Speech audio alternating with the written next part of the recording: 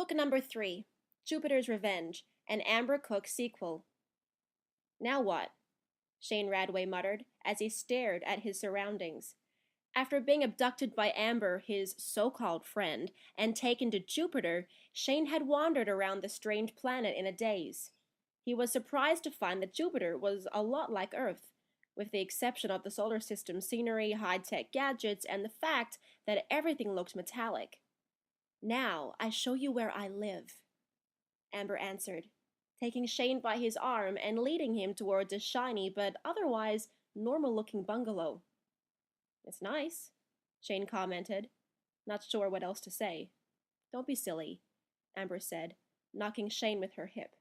Amber's playful knock caused Shane to lose his balance and land on a patch of cosmic green grass. He saw aliens looking at him as they walked by. However, they weren't pointing and laughing like he thought they would be. Instead, they cast him a sympathetic look. Amber's high-pitched laugh rang throughout the street. "You're such a wimp," she said mockingly before offering him her hand. Ignoring her hand, Shane got onto his feet by himself. Even if he spent 100 years trying to figure Amber out, he knew he'd never be successful. To conceal the embarrassment of having her helpful gesture refused, Amber concentrated on opening the front door with the electricity from her antennas. "These things have more than one use," Amber said as she pointed to her antennas. Shane said nothing as he followed Amber inside. He immediately noticed that the interior of the house didn't look as normal as the exterior. The house was filled with expensive-looking devices that he'd never seen before. "Do you want to meet my parents?"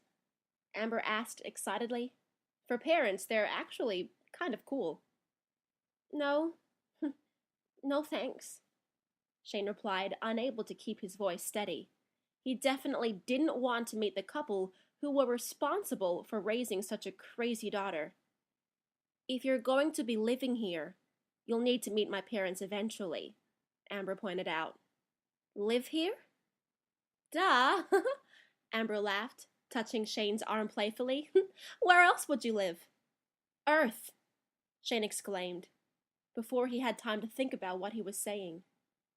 Amber's eyes clouded over. "You made your choice, so you better get used to it."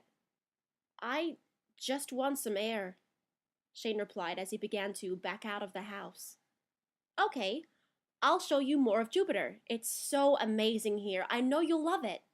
I want to go for a walk by myself." With a tense expression, Amber looked suspiciously at Shane. Suddenly, her face softened. "Okay, but be careful. Stay away from the objects you humans call cars. They move extra fast on Jupiter. And you should also stay away from craters. They're very deep and dangerous. Aliens who fall into them are rarely ever seen again." "Thanks," Shane said with a shiver, as he proceeded out the door.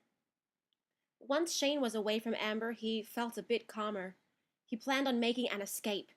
He would go to a neighbor's house and ask for help. Maybe they would know how to get him back to Earth. "Shane!"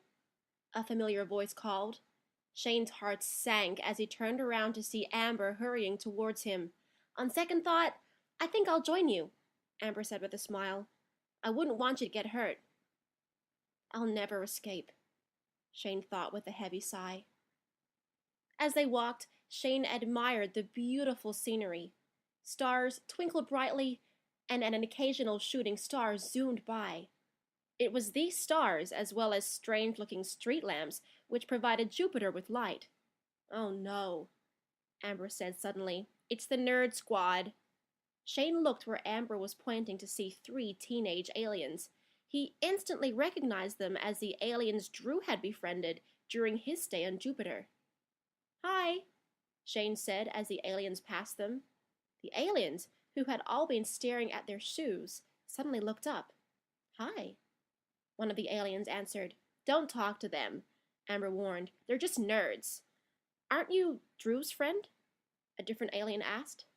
"Yeah," Shane said with a nod.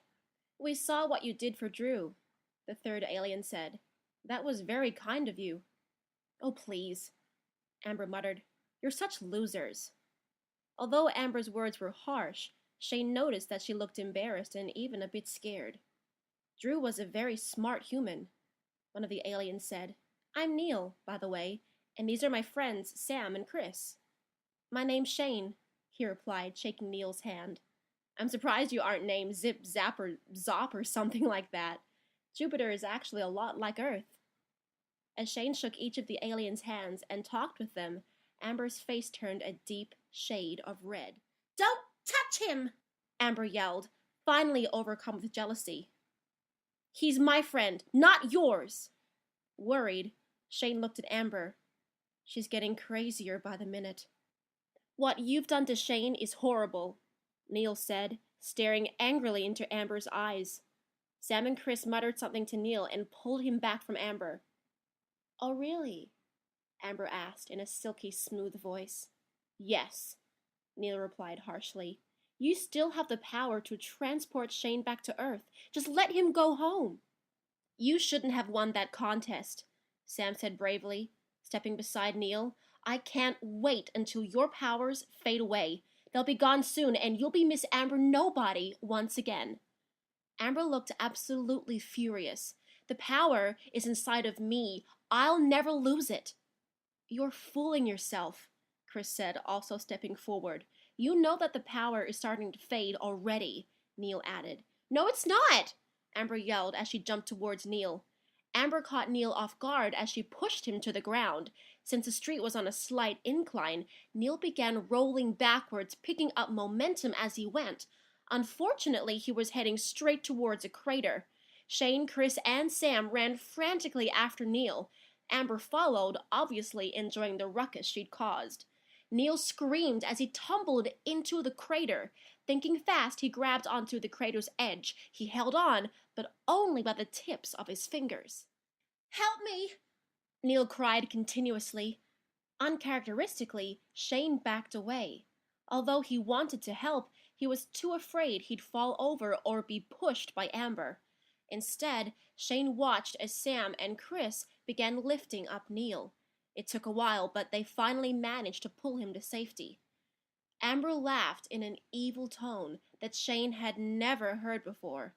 He looked once more at Neil's terrified face before running back to Amber's house. "Wait! Shane!" Amber called as she ran after him. "What's wrong with you?" she asked, once they were both in the house. Shane wanted to ask what was wrong with her, but he was too afraid to say such a thing. After all, Shane had seen what had happened to Neil when he spoke his mind. "I know what's wrong," Amber said quietly. "You think I was going to kill Neil. I know it must have been scary for you, but he was in no danger. That's how we play on Jupiter." Shane looked at Amber.